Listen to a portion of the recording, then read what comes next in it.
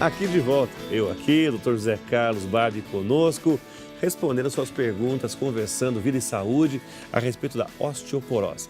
Doutor, ao que saímos aqui do intervalo, nosso médico que estava ali falou de osteopenia, isso? Osteopenia. E osteoporose.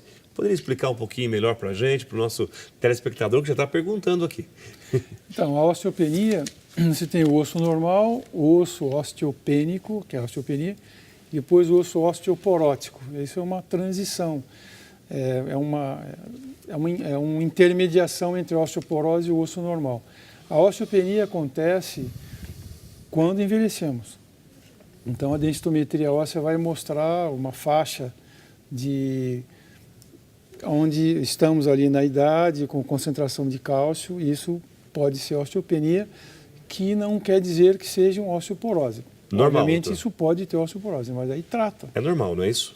Trata, é uma condição normal. Bom, começando e tal. É. Doutor, a dona Antônia, da cidade de Piraju, pergunta se o excesso de cálcio é prejudicial. Também. Se você oferece muito cálcio para o seu organismo, ele também tem uma associação, a hipercalcemia, que é o excesso de cálcio que provoca outras alterações que ele pode acarretar, musculares, né, de contraturas musculares. Mais ou menos assim, o que pode ser? Quais sintomas, o que... Você entra, às vezes, em tetania, às vezes... mas isso é muito raro, né? O cálcio da dieta vai causar isso, né? Na realidade, o excesso que você pode ter litíase, né? Que é pedra no rim, pedra na vesícula. Calcificando. Então, o excesso também é verdade. Mas é difícil você ter o excesso. Eu acho que o excesso não é assim, tão fácil de conseguir.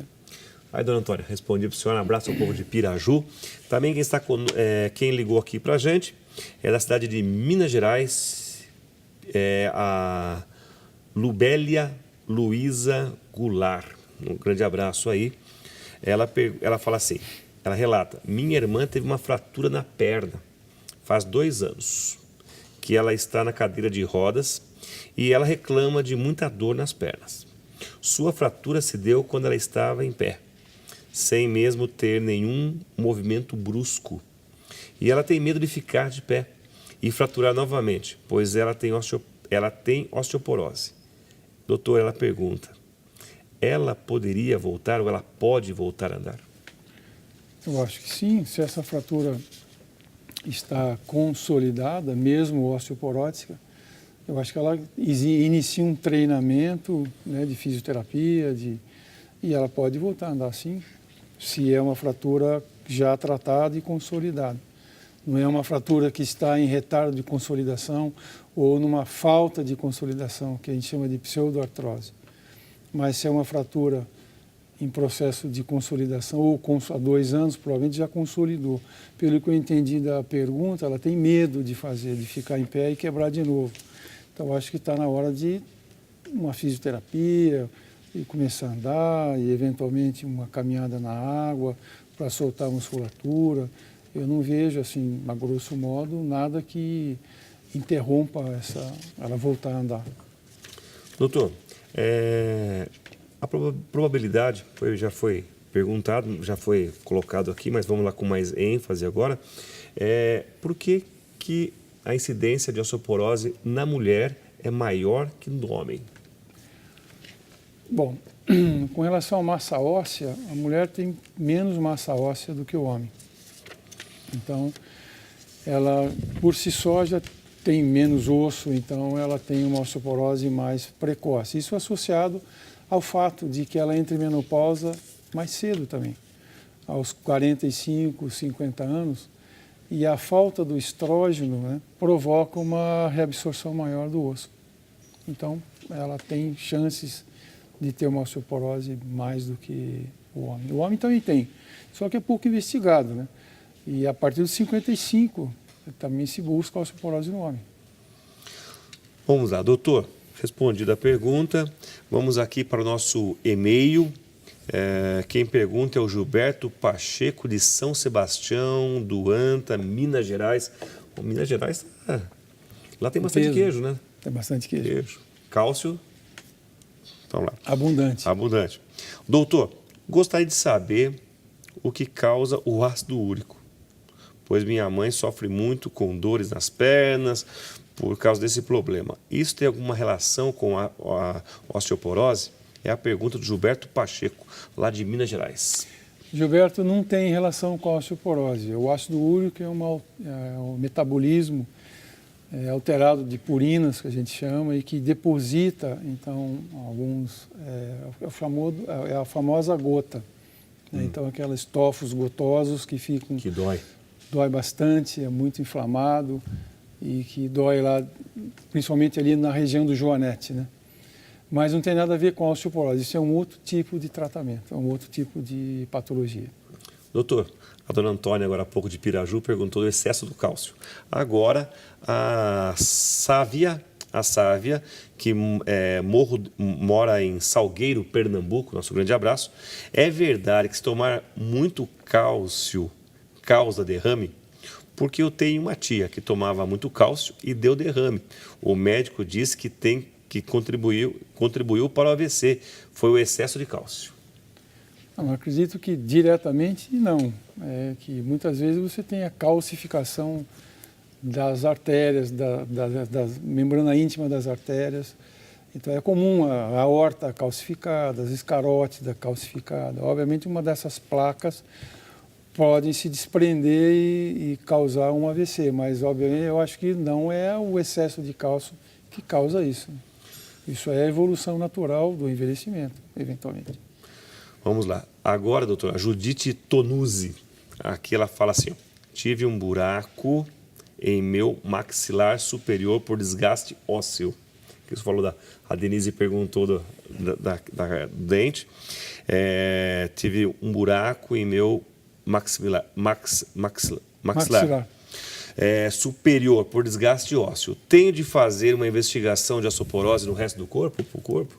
Tem quantos anos? Dependendo Ela, 53 anos.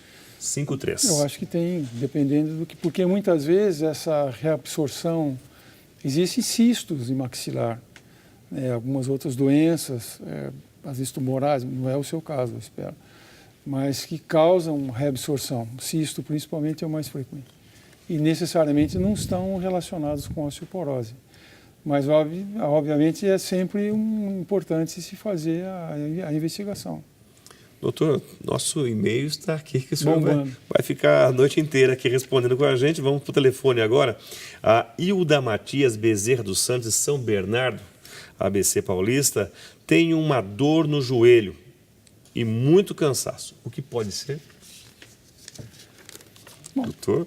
É difícil, exatamente assim, o diagnóstico é difícil. Uma dor no joelho pode ser muitas coisas. Você pode ter uma artrose, que é o desgaste do joelho, é o famoso bico de papagaio, que normalmente a gente vê na coluna e tem no joelho também. Então você pode ter uma artrose do joelho. E a artrose não está ligada à osteoporose, doutor? Não, não, são coisas diferentes. Distintas. E você pode ter algum problema interno no joelho, alguma lesão de ligamento, algumas lesões de menisco. Eu não sei a sua idade, mas isso pode ser uma degeneração do próprio menisco, independente se teve atividade física ou não, que pode dar dor no joelho. Então fica muito difícil, mas tem que ser investigado. Aquilo que eu disse no bloco passado. Uma dor que é persistente, que contínua, que não melhora. E uma semana tem que ser investigado, tem que ir no médico investigar o que está acontecendo. Não só a osteoporose, como outra doença qualquer que possa estar... Então é importante não ficar se automedicando e esperando a coisa passar. Ninguém nasceu para ter dor, né, doutor? É. Nasceu para ser feliz. Por isso que o programa é Vida e Saúde, com saúde. Doutora Nadir Lourdes Mangolim, de Apucarana, Paraná. Nosso abraço ao povo paranaense. Ela tive osteoporose depois de tomar a reposição de hormônio. Ela fala a sequência de remédios que ela tomou aqui. E tem que devo fazer para curar a osteoporose?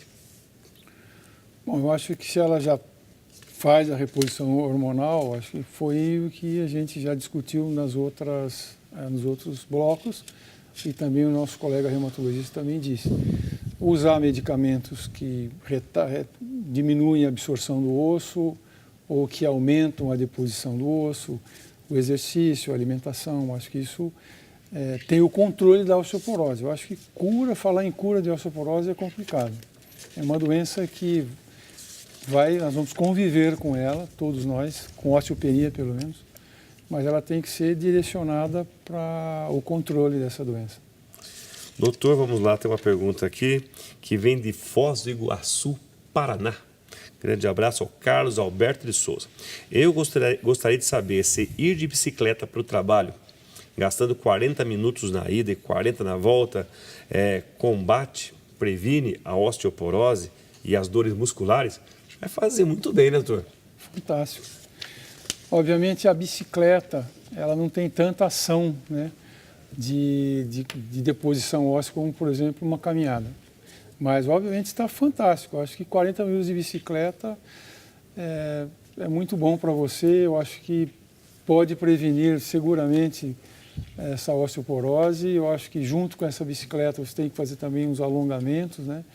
Alongar a musculatura das pernas principalmente, porque usar a bicicleta com o cilindro bem alto, onde a hora que você dá a pedalada lá embaixo, o joelho tem que estar totalmente esticado para poder, então, ter o ganho de movimento, todas as articulações se movimentarem e fazer os alongamentos, né?